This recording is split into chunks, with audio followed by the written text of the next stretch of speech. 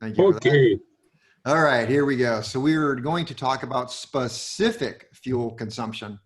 There's actually going to be two types of specific fuel consumptions, but this is a term that is like miles per gallon, but not, because we already did something that was like miles per gallon. But this is actually like the way that it's like miles per gallon at this point, it's the manufacturer of the engine has created it and said, this is how efficient the engine is. So it is a term used to indicate economical operation. Economical operation of an engine. And I'll put like MPG, miles per gallon, like that.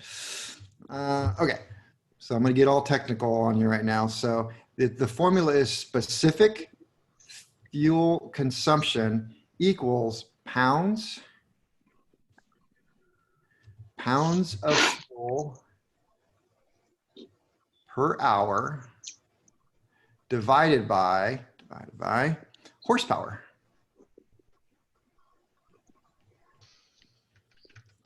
All right, so let's do an example here. So,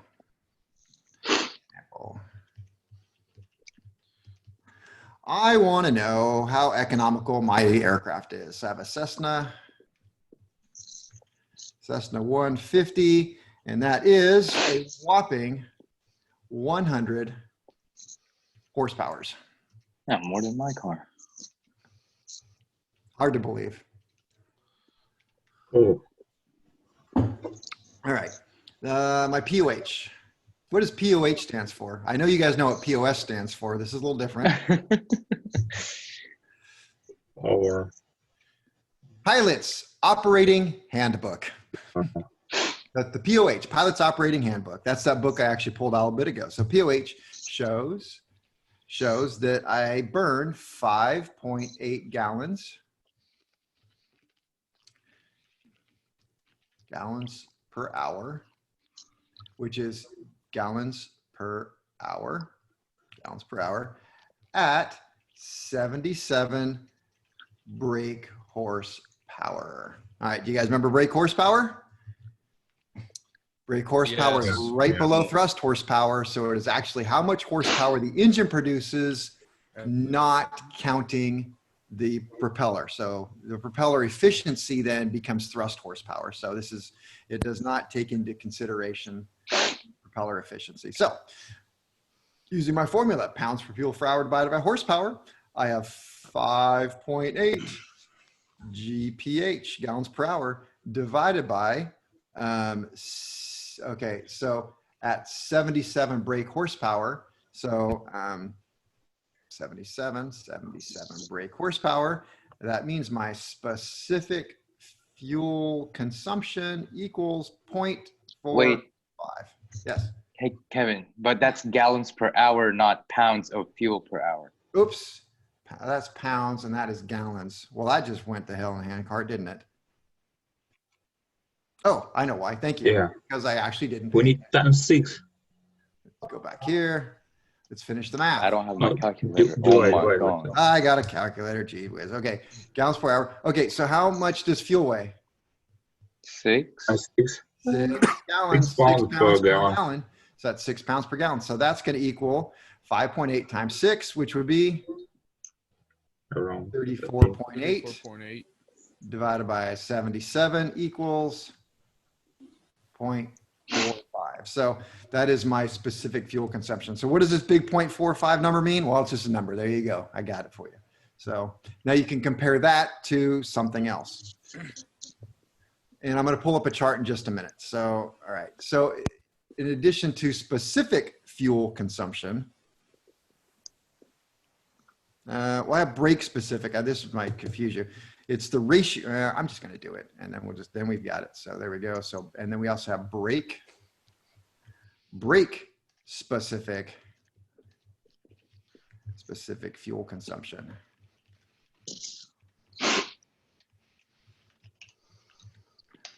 or BSFC, brake specific fuel consumption.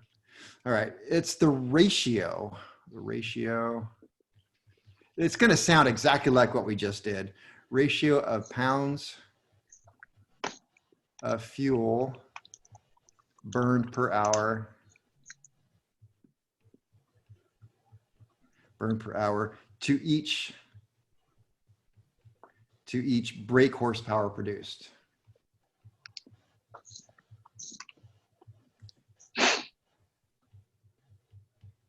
So basically it's the same, and it's actually used interchangeably with specific fuel consumption. So some are going to go one way, some are going to go the other. Let me pull up this over here.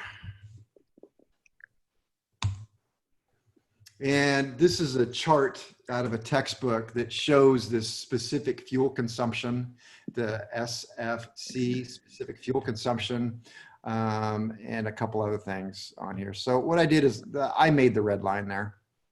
That's mine, just so I could explain this, and I put my notes over here. So A is my lean best power, and B is my rich best power. So remember best power? Yeah. So here's my curve right here. And so if I'm gonna look for best power, it's gonna be the peak right there, right? Mhm. So here's my peak on this chart, and I can go rich best power, lean best power, and red line is gonna show my best economy. So best economy, again, is the lowest specific fuel consumption. So we follow this curve down until we get here to the bottom of here, at the lowest specific fuel consumption. So if we look at the lowest specific fuel consumption, we can follow this curve down here. We can see that we're running about this ratio here, 0.067. And we could do the math on that one, 0.067 on this particular thing. 0.1 divided by 0.067 is very close to, it's 14.9 to 1 is this particular engine. So then when I did my airplane, I said I was getting a specific fuel consumption of 0.45. Well, that would be right here, 0.45. So I don't not believe that that's just a coincidence as these two lined up, I'm telling you right now. So at higher power settings, here's percent power, no, that's not that. Higher power settings, we're going to get a different fuel consumption. So anyway, it's just something that I wanted to tie into what we're talking about.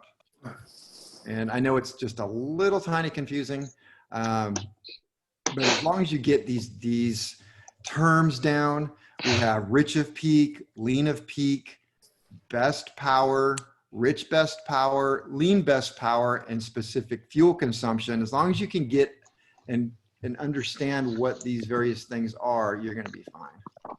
Can you guys see this little thing right here? No. What little? Okay, What good. is it? It's the dashboard for what we're doing. So I didn't know if it's in the way of you guys or not. So, all right, let's get rid of this. Yep, you can get rid of it.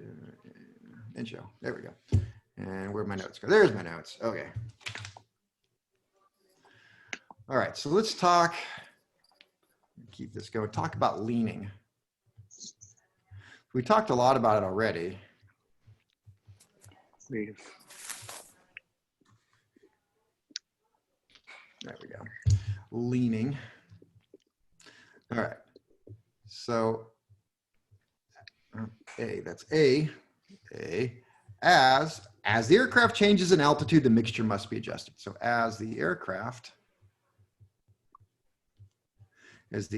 changes in altitude,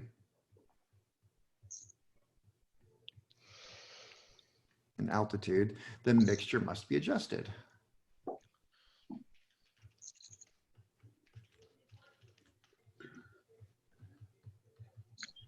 Must be adjusted.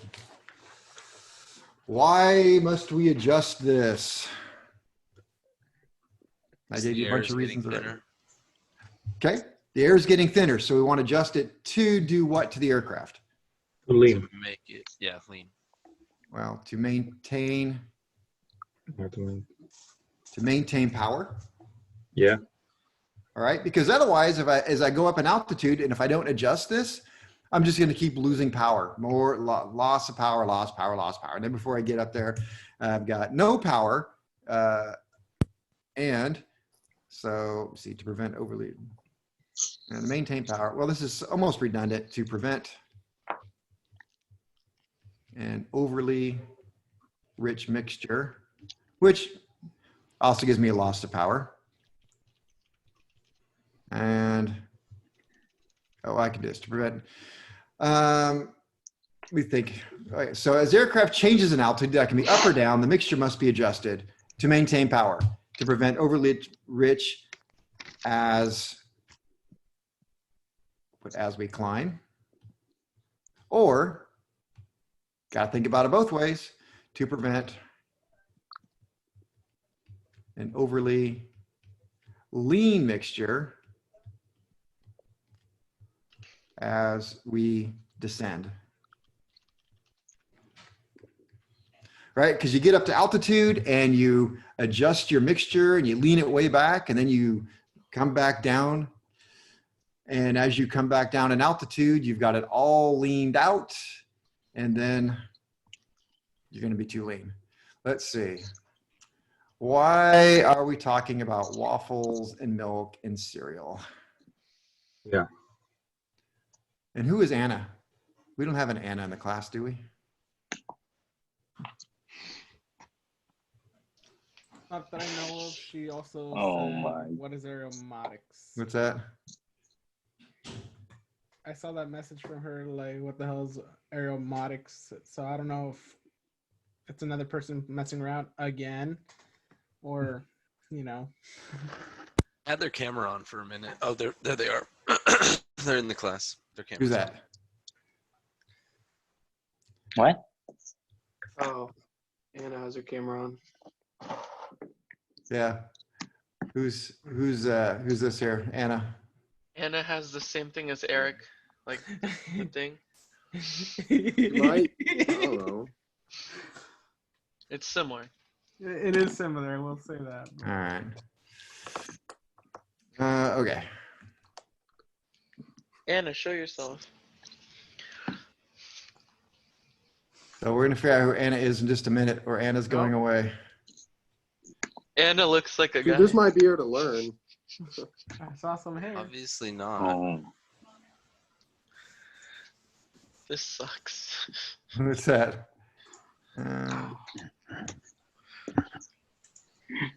Well, bye, Anna. Oh, she finally figured it out, or he. Yes, there we go. Okay. Let's see. Back to here. Okay. So some stuff we already talked about. Right, there we go. Definitions. Definitions. One, I have CHT. What is CHT? Cylinder head tent. Yeah, you better know that one. Cylinder head temperature. What is the maximum cylinder head temp, according to me? 100 degrees. 900. Oh, 400. there we go, 400. That's a good safe number. 400 degrees F. There we go. Okay. EGT. Exhaust gas temperature. Exhaust gas Exhaust gas temperature. temperature.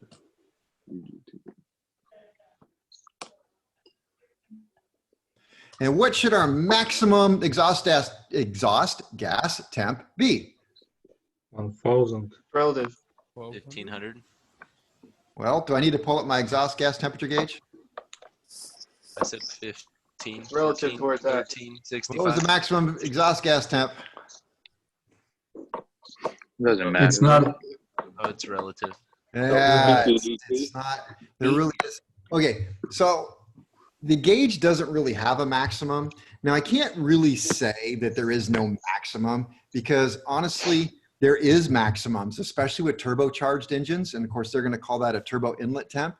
Some of them would call them an exhaust gas temp. If you exceed a specific exhaust gas temp or turbine inlet temp on an engine with a turbocharger, you can melt it down. So there is a maximum. So there is a range though. Right, oh, there we go. So yeah, reads about. reads about 1,200 to about 1,700 degrees F, right? The actual number is not relevant. I'll put unless. Whoa, whoa, whoa, whoa.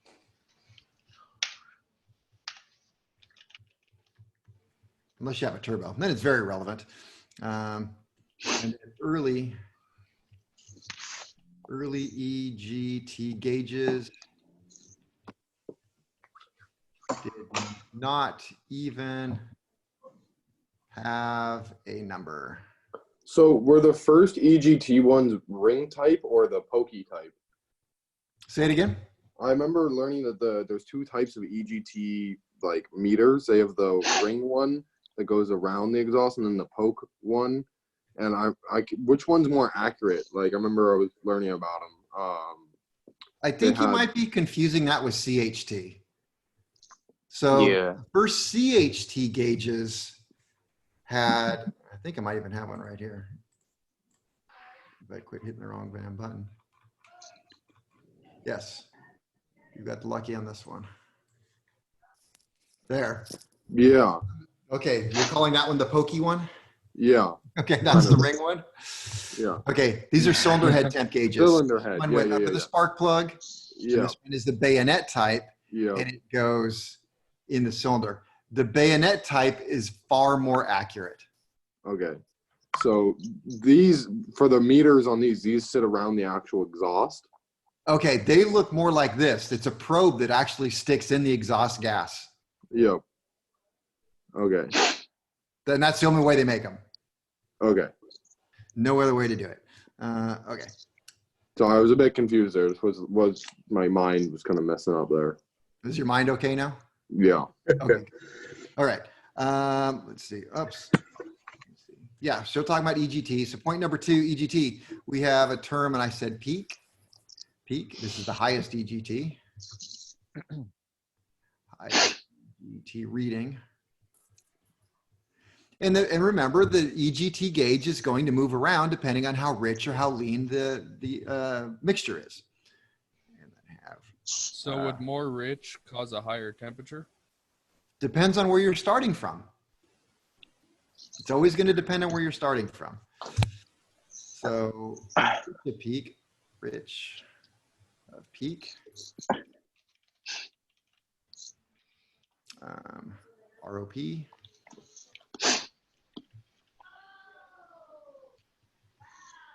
A mixture that will drop EGT. So I think hopefully that answers your question right there. So if I'm at peak, if I pull my mixture out very slowly until I get to peak, if I pull it any more out, it's going to drop from peak. If I push it any more in, it's going to go the other way to peak. So rich at peak simply means it's too rich to hit the peak. Lean of peak means it's too lean. I went to the peak and went back down. And that's going to drop your EGTs because the fuel is helping cool the engine. Well, yeah, yes and no. I'll get in that in a minute. Okay. They say it is, but I'm going to be a little controversial on that. I was one. wondering about that too.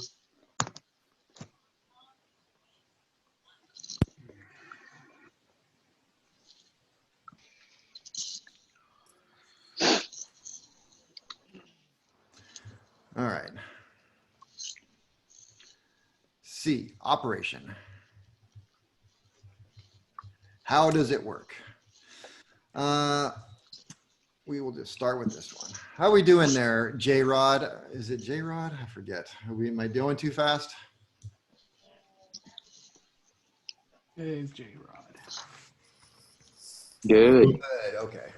Of course, now I messed her up. She had to stop writing and she's just trying to keep up. Are you keeping up okay? There's a little slow down button, I think, but of course that takes time to hit the slow down button.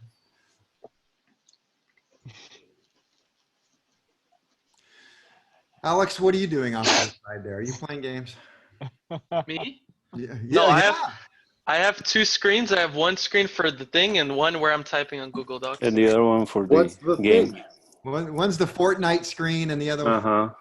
I want you guys to know how I Legit. also have my kids. Oh, yeah. And that's why I'm, yes, agree.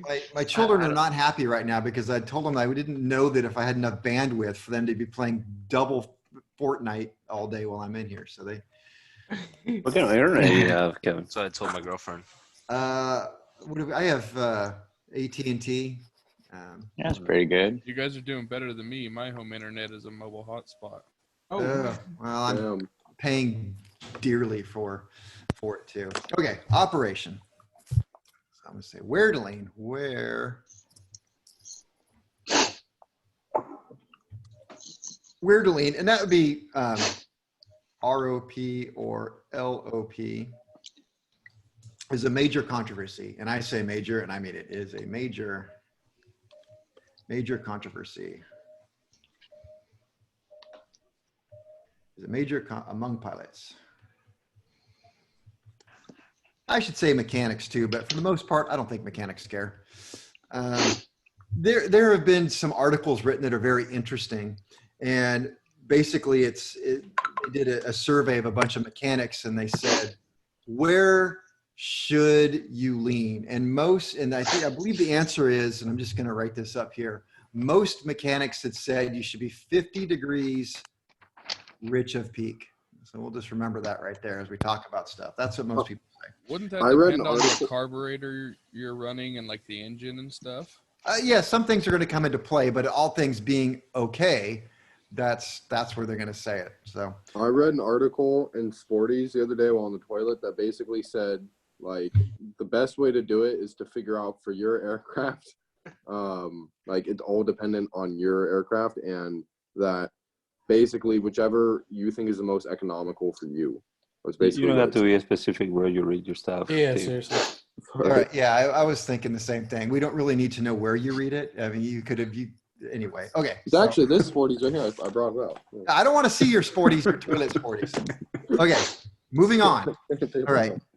The extent I don't know how to true which that an is. the extent to which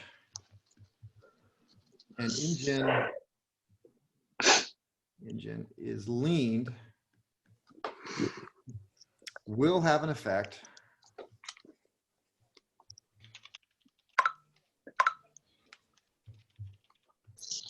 Come on, Steve. Turn off.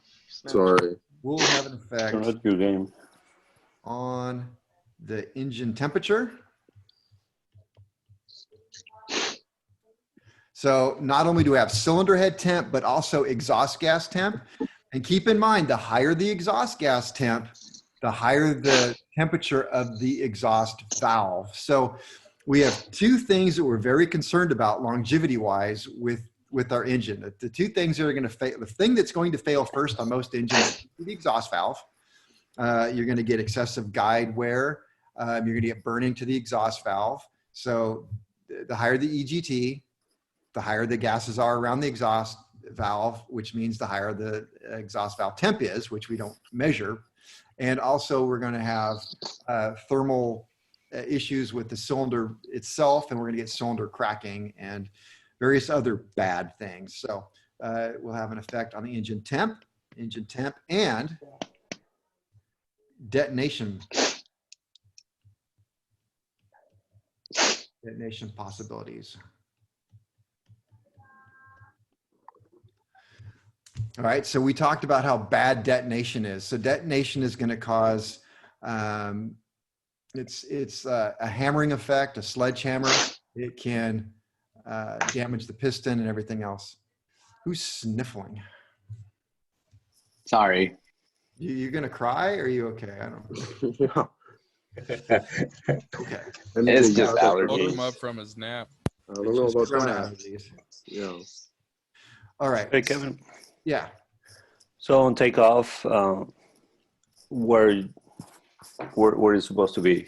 You're supposed to go reach, right? Always for takeoff, Mhm. all pilot operating handbooks will tell you that you should be. that you should be in full rich position. The exception to that rule is that if, I'm sorry, I'm thinking of three different things here. Okay, the exception to the rule is if you're at a high altitude and you have to lean to get best power, then you're going to lean. Otherwise, you take off max rich. Let's see, 330. So that's 520. That's when we end it. Okay. That's what I was thinking. Three things. Okay. Do you have to chime in on Phil's class now? Let me see. No, I don't have a text from him. I told him I would keep my phone. It's on silent, but I'll keep it kind of in front of me here so I can see if he calls or anything. But I'm going to guess he's doing okay.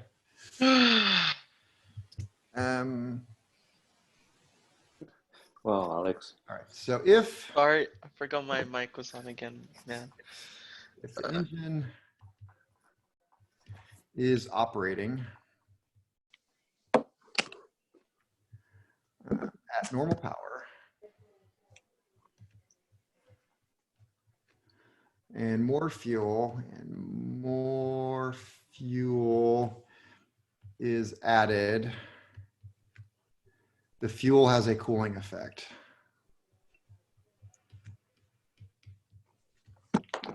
All right. Okay, so this is where, that's what I have written in my notes, but I want to stop for here for a second and kind of hang out with this one. Let me see. Could you churn the page? Oh, wait, never mind. I just had to zoom out. I don't know how far I'm going to get it. I forget my notes here, but okay. So yes, fuel has a cooling effect, and nobody is going to disagree. I shouldn't say that. Fuel has a cooling effect to a point. So what has been the long-standing way of looking at this is to simply leave it at that and say, okay, fuel has a cooling effect. So when we take off, we are going to be using high horsepower. The aircraft is going to be flying slower because we're climbing. And this is the time that you need the maximum amount of cooling. So what we're going to do is we're going to dump more fuel into the engine to help cool it. All right, so I'm just think about that for a second. I'm not saying it's true. I just want to tell you that's what they say. Now I'm going to tell you whoever the people who write the textbooks also say this. And I believe it's also the people that write the FAA questions. So if you were to think about things like that and say, okay, fuel is cooling, we add fuel on takeoff because we need cooling, right? And then if you were to say, carburetors are set up to run rich at idle, because at idle, the aircraft is on the ground and it's not moving, and therefore there's not a lot of air flowing across the cylinders. Therefore, we need extra fuel to keep it cool. And if you believed those two things, you would in fact be able to probably pass your A&P tests quite easily, because that is the perspective that they're written from. However, that is false. The reason why we add excessive fuel to the carburetor at max power settings is because of detonation. And I had a really good article that I read on my couch and not on the toilet. Sorry. It's my reading spot. I know. I didn't make a copy of it. I was just rereading it the other day, but it's a really interesting article, and I'm not going to do it real justice here. I should make a copy and show it to you. But actually, I think I got the book right here. I do have the book right here. Let me see if I can. Oh, and I even opened up to the right page. Okay, so I'm just going to make this little chart here, and what this author is saying is, stop that. Let's see, how's this chart? And what we are very concerned about is the red box. So he says the red box is bad. This is bad. And what happens in the red box is detonation. And detonation has a lot to, let me see, this is a 75% power. thing. And detonation happens during certain, and so he's got it set up like this, where this is LOP, and this is rich of peak. And this is for 75% power. Kind of wish I had one for 100%, but he doesn't give me one. And what happens is, let me see. He's got a thing going like this, where this is EGT. And you got another one where this is CHT. Okay, so at a certain point, if we let these temperatures get to, it's not just the temperature, it really has a lot to do with rich of peak and lean of peak. So his point is, if we are flying around in this perfect spot here, which is the peak EGT, which, okay, so is maybe about 12 to 1, just to, if I have to throw a number at it, 12 to 1. So if we're flying around at 12 to 1, we're going to see our EGT and our CHT do this.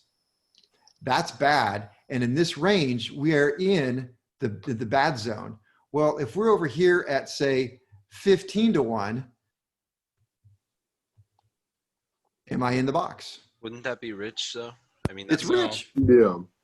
Yeah. So, oops, I went the wrong way. Yeah. That's lean. It's lean. So 15. pretty much he's saying that is like you want to run richer at the normal power to stay out of the bad zone. Yes. So, oops, click that. So that'd be closer to 10. Sometimes I get it mixed up because we're going back and forth, back and forth. So we're getting closer to 1. So if I'm running my engine at 10 to 1, am I at best power, knowing what you guys know? No. No. Where did best power happen? 12 to 1. 12 to 1. 12 to 1. But yet you're going to find out that almost all carburetors have a secret design to it that will automatically enrich in a carburetor at high power settings. And we're going to get into this. So the carburetor is either designed to add fuel at a high power setting, or it's designed to always have extra fuel at high, and it's designed to reduce it in the mid range. We'll get into that later. But the point I want to make is the fuel there for cooling?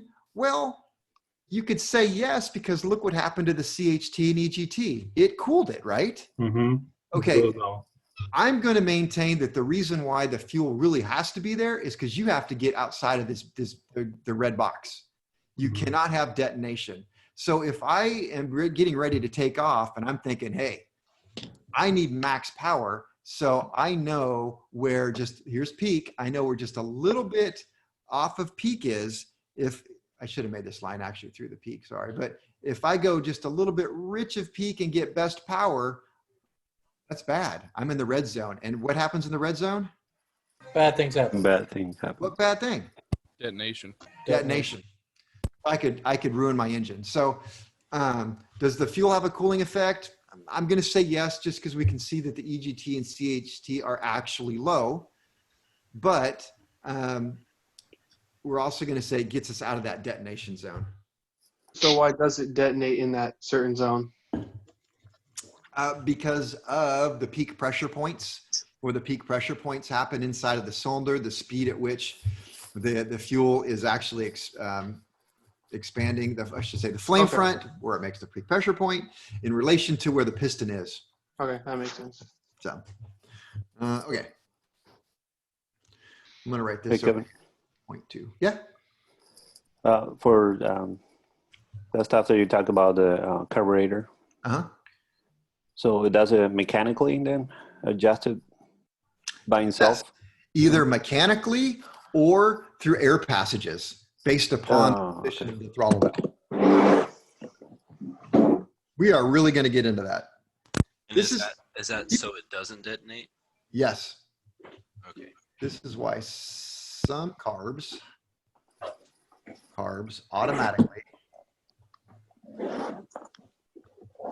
automatically enrich in the mixture.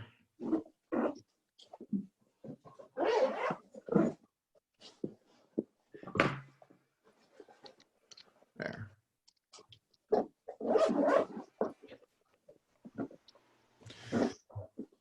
Oops. Mm. Steven, could Sorry, you I'm stop doing what you're doing? trying to grab a new pencil. Mine just broke. It sounds like you're zipping up your suitcase. Hey, he's I'm leaving. leaving my He's backpack. leaving. Sorry. Even at home, you can't keep a pencil sharp. I pencil sharpener. And reaches. Mhm. Can I move over there, J Rod? How you doing?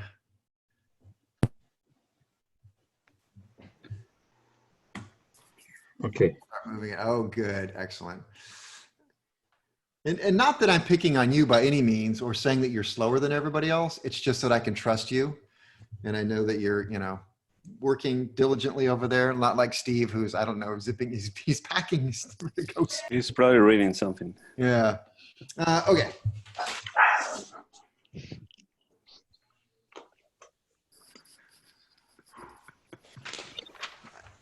Part of me wants to cut some of this out because I'm thinking, whoa, it's just a little extraneous. But then I'm going to leave it in here because at the time I wrote it, I thought, you know what? It meant something to me then. So leaning a Cessna. I was actually also trying to find my my POH for mine because I'm not sure if I'm. There we go. So Hey, Kevin, could you yeah. go back really quickly to the carbs automatically enrich in the mixture? Yes, I just wrote that. Carbs automatically mixture. That's what I wrote. That's it? Yep. I Okay. could write for added cooling at high power settings, but again, I explain why. So you can write that for high power / keep out of the red zone. Also, Kevin, I was also trying to find my POH for my 150 because it said I remember reading that it said on climb out to 3,000.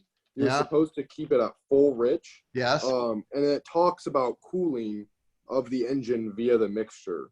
I I'm trying know. to find it. And we just talked about that.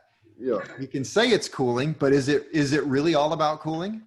No. No, it's about keeping out of the red zone. But now when I talk about this stuff like keeping out of the red zone and this controversy, I want to tell you guys where this comes from. If I stick to POHs and I stick to textbooks, that's where it's going to, that is the conclusion you're going to get.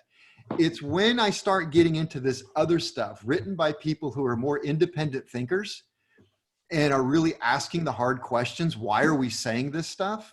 This is where I'm getting this information about the red. I got to give credit where credit is due. So this red box business, it's coming out of this book called Engines. It's Mike Bush on Engines. It's a thick read. All right. But I told you guys that I do enjoy Mike Bush.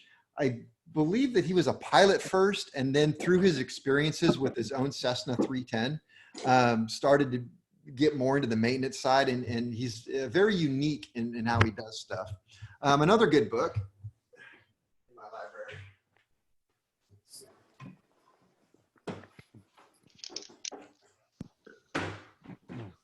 is the Sky Ranch Engineering Manual, written by John Schwanner. He's a local Sacramento guy. He also wrote the Magneto Ignition System. You'll like this one because it's thin. That's another great book. So give credit where credit is due. The Sky Ranch Engineering Manual, if you've ever met an engineer and how they talk, that's how the book is written. Mike Bush is he's a little more colloquial, easy to read. So, all right, leaning a Cessna 150, and that has the Continental O200 engine. And Steve has his POH out, so he's going to keep me honest. All right. Yep. Oops, that was.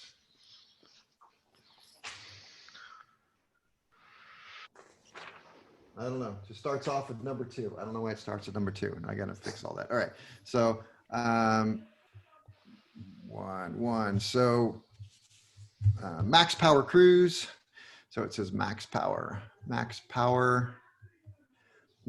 cruise is approximately 75% horsepower. So because this is a 100 horsepower engine, we can easily do the math, and that is 75 horsepower. All right. It says never lean. And some of this is not out of the POH. Never lean beyond 150 degrees rich of peak. EGT. And some of this I got out of the manual for my EGT system, unless the operator's manual tells you to. All right, so 150 degrees Fahrenheit, right? yep. And then it says best economy cruise.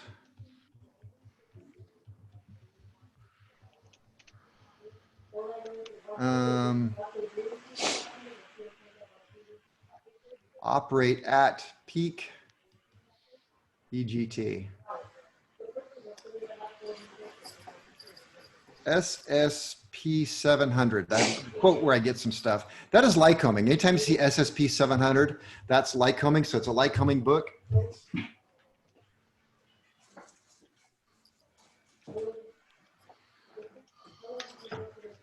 SSP 700 is this little book right here. It's called Experts Are the New Old Leaning Techniques. So this is what Lycoming has to say about leaning stuff. They say, let's see, SSP, operate 50 degrees rich of peak.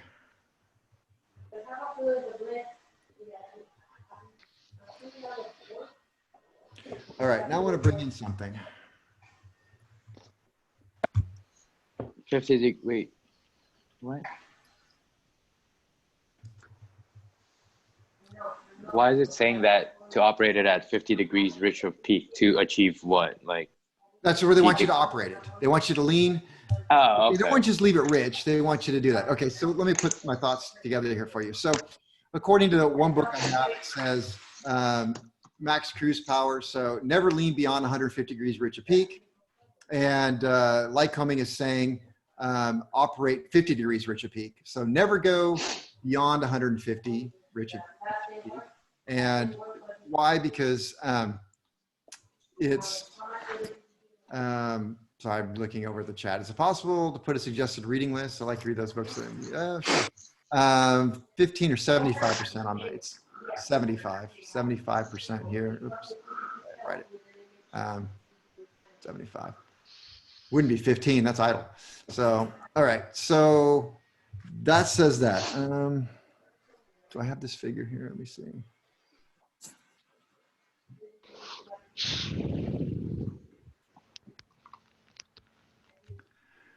I'm gonna write this, I'm gonna pull in my chart. So 3, 4, but I only have 2 minutes, huh? Yep. So figure 3-1, I don't know why I'm writing that. I think because I thought I had it in my chart, but I don't think I do. Just to tell you, we'll just do this. Lycoming. Lycoming says the following. According to their charts, EGT peaks